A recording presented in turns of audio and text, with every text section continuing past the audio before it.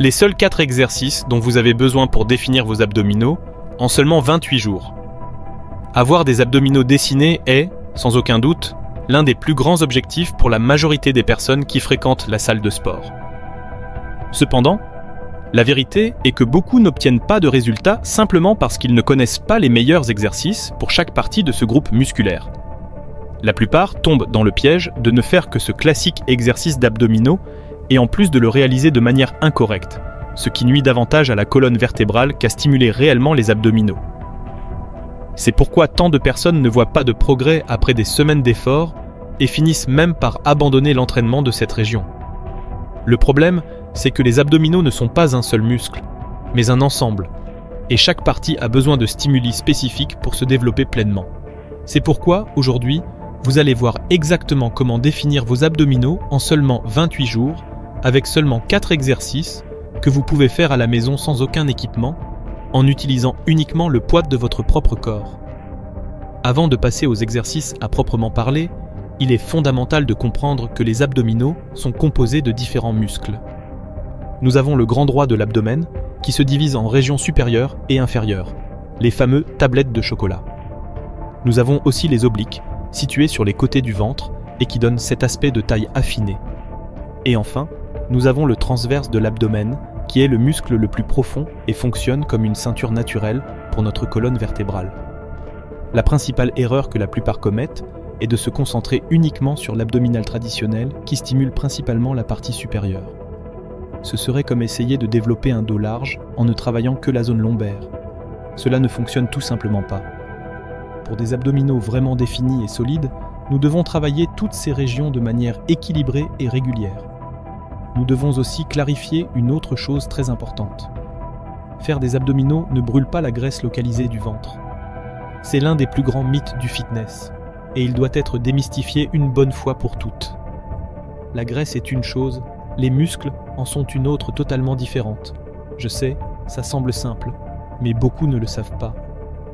Quand vous faites des exercices abdominaux, vous travaillez à développer et hypertrophier les muscles de la région abdominale, pas à éliminer la graisse qui les recouvre. C'est comme construire un mur de briques derrière un rideau. Le rideau représente la graisse corporelle et les briques sont vos muscles abdominaux. Vous pouvez construire un mur incroyable, mais personne ne le verra tant que le rideau sera fermé. Pour que vos abdominaux soient visibles, vous devez combiner 2 facteurs essentiels: un entraînement régulier pour développer les muscles abdominaux et un déficit calorique pour réduire la couche de graisse qui les recouvre. Sans ce deuxième facteur, peu importe combien d'abdominaux vous faites, ils n'apparaîtront tout simplement pas. C'est pourquoi beaucoup se frustrent en faisant des centaines d'abdominaux par jour sans voir de résultats visibles. Ils renforcent bien les muscles, oui, mais la graisse est toujours là, cachant tout le progrès. Les muscles se construisent à la salle, mais la définition se gagne dans la cuisine. Maintenant que vous avez compris les bases, passons aux exercices nécessaires. Exercice 1. Élévation de jambes.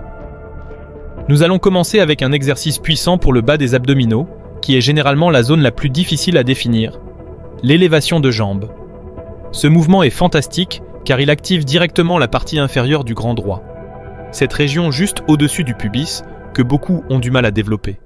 L'élévation de jambes est particulièrement efficace car elle maintient les muscles abdominaux sous tension constante, stimulant non seulement l'hypertrophie musculaire, mais améliorant aussi le contrôle moteur et la stabilité du tronc. Après quelques semaines de pratique régulière, vous remarquerez non seulement une meilleure définition du bas des abdominaux, mais aussi une posture améliorée et une diminution des douleurs lombaires. Pour l'exécuter correctement, allongez-vous sur le dos au sol, jambes tendues et bras le long du corps, paume vers le bas. C'est votre position de départ. Gardez la région lombaire en contact avec le sol pendant tout l'exercice. Contractez les abdominaux et, sans élan, levez les jambes tendues jusqu'à former un angle d'environ 90 degrés avec le sol, pieds pointés vers le plafond. Important, il n'est pas nécessaire de soulever le bassin du sol, car cela réduit la tension sur les abdominaux et transfère le travail à d'autres muscles.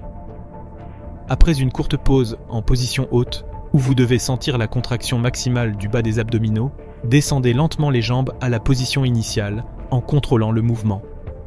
Le secret ici est dans la descente lente et contrôlée, car c'est à ce moment que le bas des abdominaux travaille le plus intensément. Une erreur courante est de laisser tomber les jambes rapidement, perdant toute tension musculaire. Une autre erreur est de cambrer le dos, ce qui met une pression excessive sur la colonne lombaire et peut causer des blessures à long terme.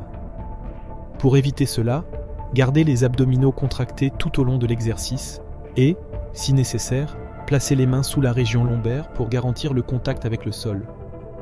Si vous débutez et trouvez l'exercice trop difficile, une alternative est de plier légèrement les genoux. Au fur et à mesure que vous gagnez en force, tendez progressivement les jambes jusqu'à réaliser l'exercice complet. Je recommande de faire 3 séries de 12 à 15 répétitions avec 60 secondes de repos entre les séries. En progressant, vous pouvez passer à 4 séries ou augmenter les répétitions. L'important est de sentir le bas des abdominaux travailler intensément et d'atteindre presque l'échec musculaire à la dernière répétition de chaque série. Un conseil précieux, contrôlez votre respiration. Expirez pendant la phase de contraction lorsque vous levez les jambes, inspirez pendant la phase de retour. Ce contrôle maximise la contraction et rend l'exercice plus efficace. Exercice 2. Abdominaux vélo. Les abdominaux vélo sont tout simplement incroyables pour travailler les obliques, ces muscles qui dessinent les côtés de la taille, et créent cette silhouette affinée que nous désirons tant. De plus, cet exercice active aussi le grand droit et améliore la coordination entre le tronc et les membres inférieurs. Les abdominaux vélo renforcent non seulement les muscles latéraux, mais améliorent aussi la rotation du tronc, essentielle pour de nombreuses activités quotidiennes et sportives. Avec de la régularité, vous verrez une définition visible des obliques et une taille plus sculptée en quelques semaines. Pour l'exécuter correctement, allongez-vous sur le dos, mains derrière la tête, coudes ouverts et genoux fléchis. Levez les pieds du sol de façon à ce que vos cuisses forment un angle de 90 degrés avec le tronc. C'est votre position de départ. Contractez les abdominaux et, simultanément, levez l'épaule droite vers le genou gauche tout en tendant la jambe droite. Le mouvement doit venir des abdominaux, pas du cou. Beaucoup font l'erreur de tirer sur la tête avec les mains, ce qui peut causer des tensions cervicales inutiles. Vos mains sont là pour soutenir, pas pour tirer. Revenez ensuite au centre et répétez de l'autre côté, épaule gauche vers genou droit, tout en tendant la jambe gauche. Alternez ainsi les côtés dans un mouvement fluide et contrôlé, comme si vous pédaliez à l'horizontale. Une des erreurs principales est d'aller trop vite. Même si cela semble plus intense, la rapidité réduit l'activation musculaire et augmente le risque de blessure. Concentrez-vous sur des mouvements lents et précis, en sentant la contraction à chaque répétition. Autre erreur, décoller les lombaires du sol. Pour éviter cela, gardez les abdominaux contractés et ajustez l'amplitude si nécessaire. Pour les débutants, commencez plus lentement et avec une amplitude réduite, puis augmentez progressivement. Gardez une respiration fluide, ne la bloquez pas. Je recommande 3 séries de 15 à 20 répétitions par côté, avec 45 à 60 secondes de repos entre les séries. À la fin de la dernière série, vous devez ressentir une brûlure intense dans les obliques et les abdominaux en général. Une variation avancée consiste à augmenter le temps sous tension en marquant une pause de 1 à 2 secondes au point de contraction maximale lorsque le coude et le genou opposé se rejoignent. Cela intensifie le travail des obliques et accélère les résultats. Avant de passer au 3e exercice, n'oubliez pas de vous abonner à la chaîne. Avoir un accès constant à des informations correctes et basées sur la science est ce qui vous fera progresser sur le long terme dans le monde de la musculation. Exercice 3. Crunch abdominal traditionnel.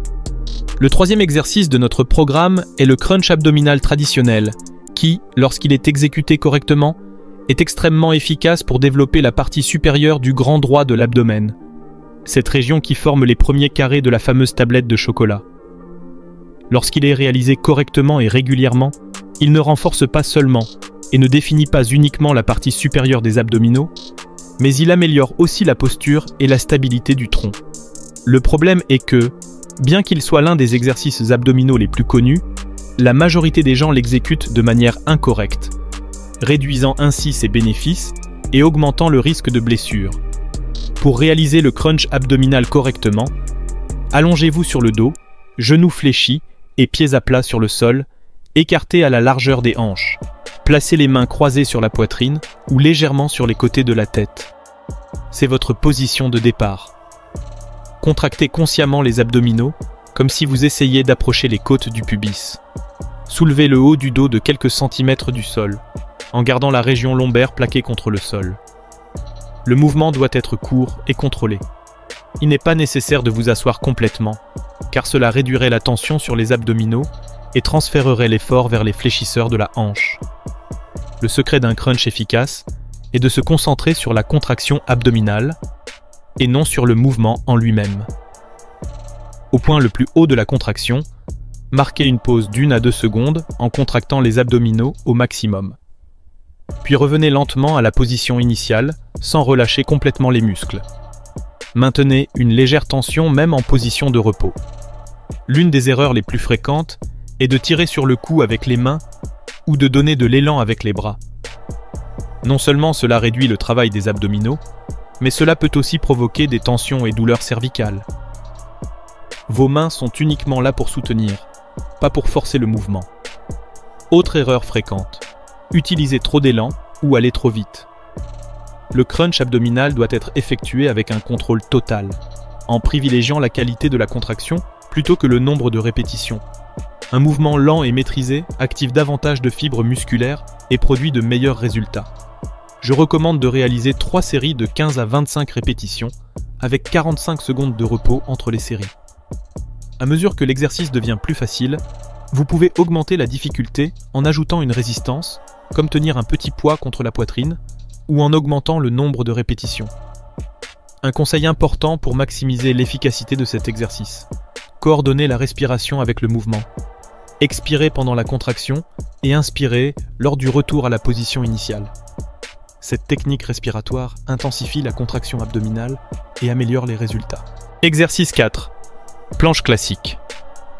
Le 4e et dernier exercice de notre programme est la planche classique, un mouvement isométrique exceptionnel pour travailler les muscles profonds de l'abdomen, en particulier le transverse abdominal, ce muscle qui agit comme un corset naturel, stabilisant la colonne vertébrale et donnant cet aspect de ventre plat que nous désirons tous.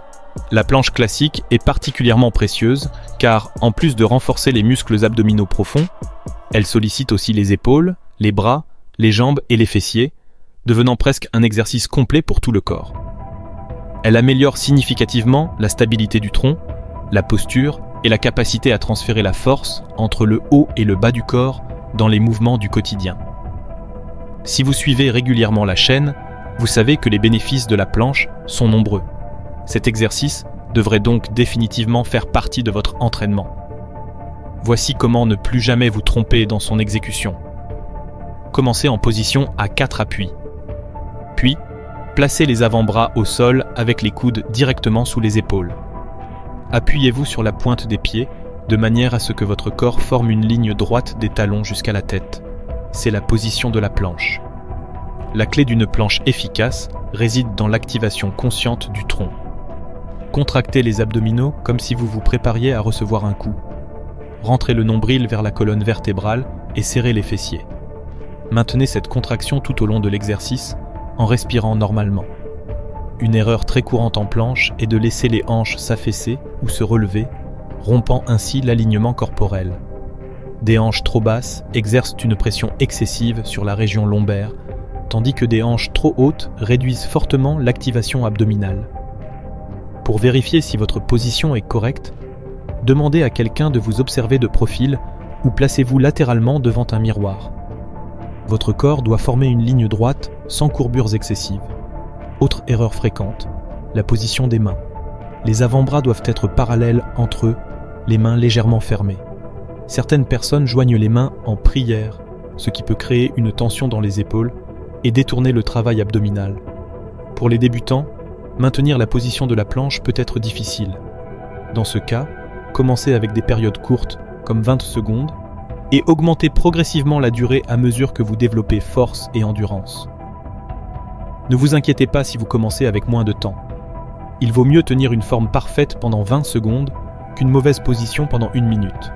Je recommande 3 séries de planches, en commençant par 20 secondes pour les débutants ou 45 à 60 secondes pour les plus avancés, avec un repos de 60 à 90 secondes entre les séries. Chaque semaine, essayez d'augmenter la durée de 5 à 10 secondes.